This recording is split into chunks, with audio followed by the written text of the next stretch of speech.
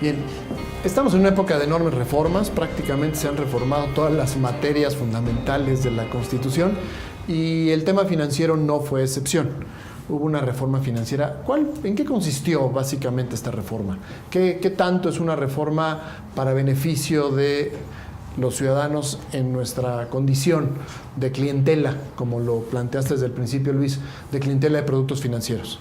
Mira, la reforma, como la propia normatividad financiera, es muy compleja. Sí. Y no atacaba. Fueron muchísimas leyes, además, ¿no? Las que 34 leyes 34 se 34. modificaron, se reformaron, unas en su totalidad. Pero el principal objetivo que tenía el Ejecutivo al presentar esta iniciativa era el de otorgar más crédito, facilitar el otorgamiento del crédito. Con esto iba acompañado de una serie de temas que se tenían que abordar al mismo tiempo. No nada más el otorgamiento de crédito per se. ¿Qué gana? Perdóname, la pregunta va a ser bastante básica, pero me parece importante para el auditorio.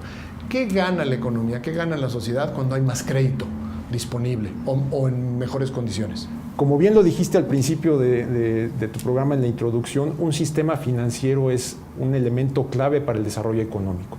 En la medida en la que cuentes con un sistema financiero que otorgue financiamiento a las empresas para nuevas actividades productivas, para en general toda la actividad económica del país, pues esto va a abonar a ese crecimiento económico. Si no tenemos ese sistema financiero sólido que esté prestando cada vez más, pues es muy difícil que podamos pensar en tasas de crecimiento económico como las que estamos esperando.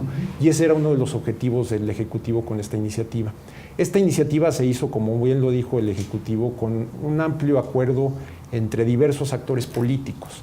Y por eso no nada más trae el componente de incentivar el crédito. Cuando decimos incentivar el crédito, ¿qué es?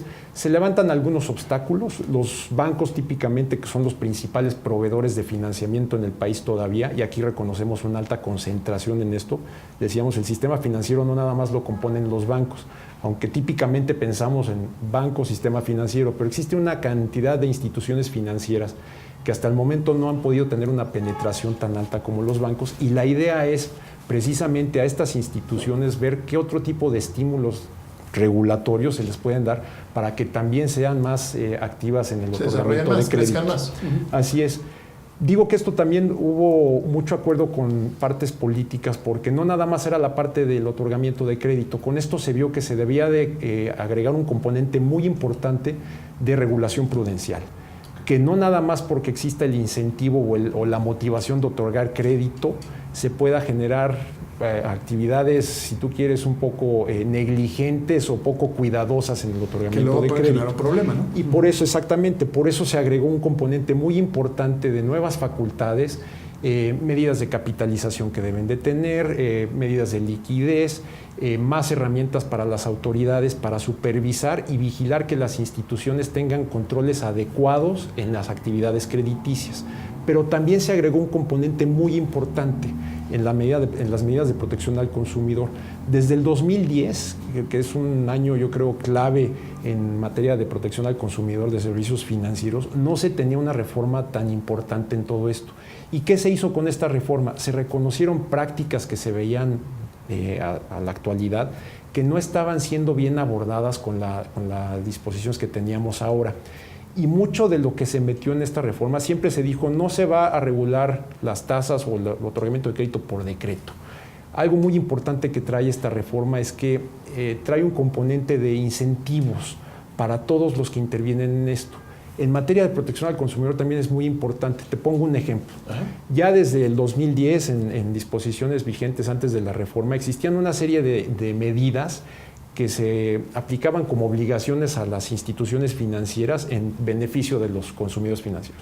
Uno de ellos, la portabilidad de nómina. Un caso y cada vez mayor, gran cantidad de la población económicamente activa, pues ya recibe su sueldo directamente en abonos en bancos.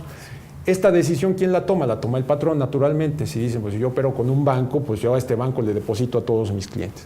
¿Qué era lo que sucedía? Pues había trabajadores que pues querían cambiarse de banco. Dice, oye, yo no quiero tener mi dinero aquí, yo ya tengo mi cuenta en este otro banco, ¿por qué no me puedo llevar mi dinero? Naturalmente, pedirle al patrón que abriera cuentas con todos los bancos, pues resultaba más costoso para el patrón.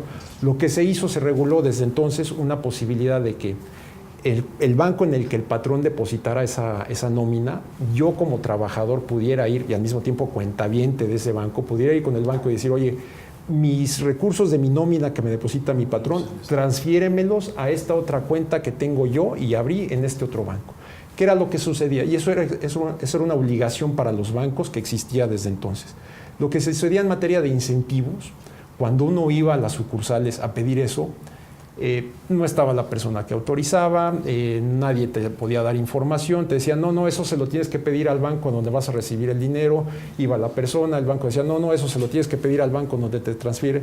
Entonces se resolvió mucho esto, y esto es un ejemplo de muchas otras medidas con incentivos. Es una reforma también compleja en el sentido de que simplifica, fortalece medidas de protección, da nuevos canales de acceso y servicio, más supervisión. Reconoce muchas medidas de competencia y de posibilidad de que tú como consumidor te puedas mover en las instituciones que te ofrezcan mejores términos.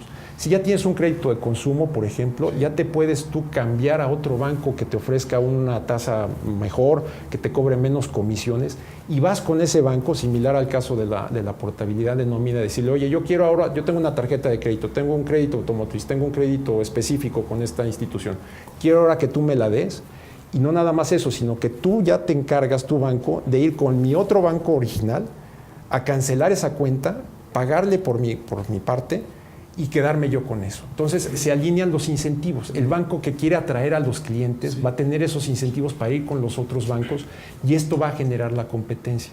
Había problemas incluso de que no se podían cerrar cuentas. Tú como cliente, abrir cuentas es facilísimo, pero cerrar cuentas de depósito, de cheques, de ahorro, era muy difícil, muy complicado, tenías que manejar el saldo en ceros, te la hacían muy cansada. Se maneja ahora ya con disposiciones muy claras en toda esta reforma, ese tipo de supuestos para una mejor portabilidad de esos productos, que al mismo tiempo pues va a incentivar esa competencia que tanta falta hace en el sistema financiero. Entiendo que en la reforma también se toca a la Conducef y a sus facultades, ¿no? Sí, grandemente, Hugo. Creo que impacta la ley de transparencia, la ley de protección, que es la que regula directamente a Conducef, y sí impacta para beneficio de los usuarios. ¿Tenemos ahora una mejor, más fuerte Conducef? Más una Conducef con mayores atribuciones, una Conducef más fuerte, se puede decir, pero... Mayores atribuciones en estos grandes temas, pero sobre todo en qué. Te cito a manera de ejemplo. Conducef ahora, por mandato del legislador, va a tener un buró de entidades financieras. En este buró, la parte preventiva que veíamos, sí. En este buró, una persona va a decir, me voy con el banco A o con el banco B y tiene duda. Pues se mete al buró de entidades, que va a estar en la página de Conducef, y va a ver el comportamiento del banco A y el comportamiento del banco B, y va a ver que el banco A tiene 200 multas y sus contratos tienen cláusulas abusivas y tiene una calificación de 7. Y así con claridad se va a poder ver eso. Así con esa idioma, un lenguaje que cualquier ciudadano con un entienda. lenguaje sencillo. Una persona cualquiera que nos esté viendo va a poder decidir, me voy con el banco A y no con el banco B. Y me voy a contratar el crédito hipotecario A en lugar del crédito hipotecario B porque tiene estas características y el otro tiene. Esa es una gran reforma que está ya por difundirse el Buró de Entidades Financieras. Las cláusulas abusivas. Las cláusulas abusivas, a manera de ejemplo, y que muchos bancos y que muchas SOFOMES tienen en sus contratos de adhesión, de los que hablaba ahorita Luis. Si tú incumpliste un crédito cualquiera y estás en el buró de crédito, te pueden dar por vencido tu crédito. Oye, yo estoy pagando mi crédito automotriz y debo a una empresa comercial, se me olvidó pagar, y el banco podía dar por vencido anticipadamente el crédito porque tenía una clave negativa en el buró. Bueno, esa cláusula es totalmente abusiva, en perjuicio de las personas, y esas son las que ya va a poder retirar del contrato por orden, por instrucción de Conducef, las instituciones. Si tú ves una cláusula que te impacta, una cláusula abusiva en tu contrato, puedes ir a Conducef y decir, oigan, vean esta cláusula que me está poniendo la institución. Conducef la analiza y puede ordenar que se quite esa cláusula en el contrato. Los despachos de cobranza, los famosos despachos que te hablan en domingo a las 5 de la mañana o en domingo a las 10 de la noche, ya hay atribuciones para que Conducef... Preguntando además por gente que vivió en tu casa antes de que tú estuvieras ahí, ¿no? Además, Esos que... no una vez. esos casos... para la araña que todos conocemos, Hugo, que te ha pasado a ti, a mí, a Luis, a todo mundo nos ha pasado con los famosos despachos de cobranza. Ahora los vamos a poder regular, no de manera directa, pero sí a través de las instituciones financieras. Entonces Conducef le va a poder decir a través de disposiciones, a través de normas, a los bancos y a las empresas que dan crédito, contrata tus despachos de cobranza bajo estos lineamientos, ¿no? Y esto es lo que viene en materia de despachos de cobranza. Entonces, cito 3 ejemplos: el Buró de Entidades Financieras, las cláusulas abusivas y los despachos de cobranza son nuevas atribuciones que tiene Conducef y que van a beneficiar directamente a todas las personas que nos están viendo. Atribuciones a Conducef y a las demás autoridades, esto también es importante. Muy importante. No nada más, Conducef tiene por supuesto como mandato principal la protección y la atención a los intereses de los usuarios, pero las demás autoridades, las comisiones supervisoras de cada una de estas entidades que pues no nada más es la bancaria, seguros, está la de seguros y fianzas, la CONSAR del Sistema de Ahorro para el Retiro. Se les incrementan las atribuciones de supervisión, de regulación y de sanción. Se modifican todos los catálogos de sanción, se incrementan, si tú ves el comparativo de la reforma antes y después, gran cantidad de infracciones, las sanciones por esas infracciones se aumentan y se dejan medidas más claras para las autoridades para poder supervisar a tiempo y poder sancionar. Ahora, si yo les preguntara, porque el programa vuela y nos quedan 2 minutos y piquito de programa, si yo les preguntara, con esta reforma, ¿cómo se posiciona comparativamente nuestro país en términos de su regulación y sus servicios financieros? Se posiciona en términos muy similares de protección a países muy desarrollados. ¿Muy desarrollados? Se toman ejemplos de otras jurisdicciones. ¿De acuerdo? Tomamos estos ejemplos de jurisdicciones que vivieron casos de crisis donde hubo abusos a consumidores, incluso jurisdicciones desarrolladas, mercados desarrollados como en el de Estados Unidos, donde hubo ciertos abusos en materias de prácticas de valores, etcétera. Y en general se dejan más claras esas atribuciones para las autoridades y los derechos de los consumidores. Aquí, perdón, lo importante nada más que debemos de considerar